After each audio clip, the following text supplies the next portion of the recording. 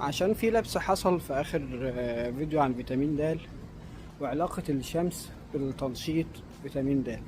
هي الشمس مش بتنشط فيتامين د اللي جاي من الاكل او من الدواء، هي الشمس اللي هي بتعمله هي بتحول الكوليسترول اللي موجود في الجلد للدي 3 اللي هو الكوليكالسيفيرول. فهنا دور الشمس ان هو بيحول الكوليسترول للدي 3. الدي 3 ده انت اصلا بتاكله، يا بتاخده يا اما من اللحوم او من الاسماك او ممكن تاخده من الدواء، بيبقى الدي 3 جاهز.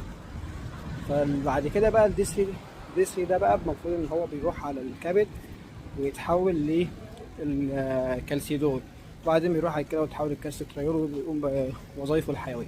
فهنا دور الشمس مش ان هو يأكتف فيتامين د، لا ده هو بيحول الكوليسترول اللي موجود في الجلد لفيتامين د، وبعد كده بقى الكبده او الكلى هي اللي بتنشطه وتأكتفه ويقوم بعملياته الحيويه.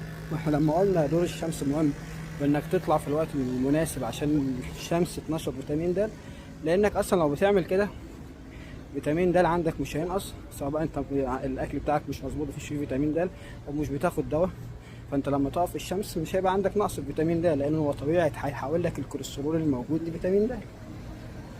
فهو هنا دور الشمس. طب انت اصلا عندك نقص وبتاخد فيتامين د من بره من سواء دواء او اكل، فهنا هو هيزود نسبه فيتامين د ومش هيقدم، لو انت بقى عندك نقص هيقلل فتره الديفشنسي اللي عندك دي وهيساعد في العلاج. سلام.